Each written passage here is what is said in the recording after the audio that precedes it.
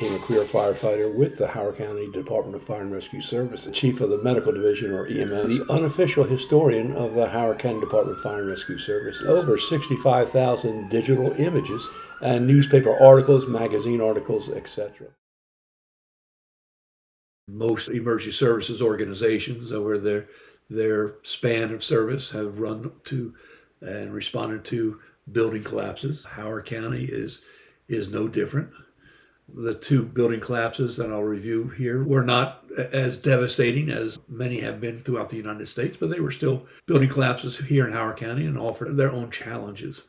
The first collapse that I have documented, I was on both of them as a matter of fact, occurred November 29, 1979 in the Ellicott City area off of North St. John's Road. And actually it's a Seventh-day Adventist church that was under construction.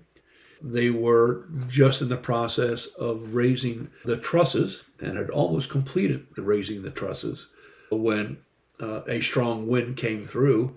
And just like dominoes, one truss fell, another, until 2/3 of the trusses had fallen and injured 4 workers that were beneath.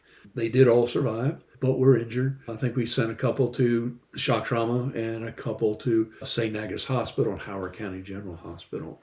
As we can see in this particular image, some of the trusses are still remaining, but many of the other trusses have fallen, and we're tending to the injured. We had to carefully remove some of the trusses. I think they used chainsaws to finally get into the people to remove them from the area, placing them on full backboards to remove them from the scene, treating them, mobilizing them on the full backboards.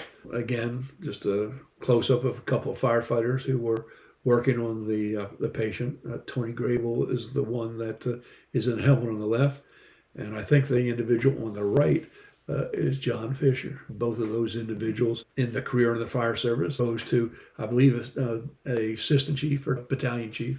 Unfortunately, both of those individuals have since gone on to the big firehouse in the sky.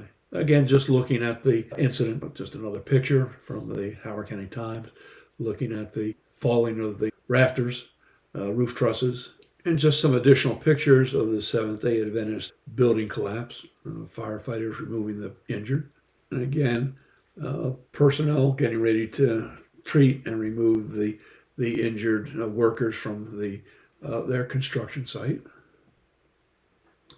Firefighters, treating the patient, placing on a backboard, circle collars, etc. And again, removing the patient from the scene of the collapse to the ambulances.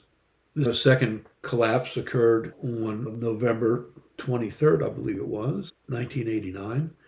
It was in the West Friendship, Clarksville area of Howard County, in a upscale development that was under construction. Building was under construction. I believe that on the upper floors, the windows had not been installed as of this day. A strong thunderstorm came through and was powerful enough to essentially shift and move the building off the foundation to the ground. Wind came from the right-hand side of the structure and the building fell to the left. Several individuals were injured. It took a while to gain access to them because they were trapped inside the building, and rescue was rather tedious to get inside to extricate the individuals from the structure. Again, just taking a look at some of the images that we do have. Firefighters are taking out, I think this is the last injured construction worker that needed to be extricated and removed from the building.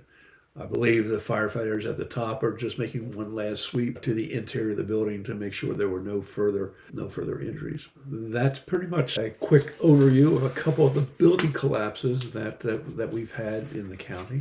Hopefully any future building collapses that we have will end as these did, without any major injuries and certainly without any deaths. Please use your remaining heartbeats wisely and not waste a single precious one.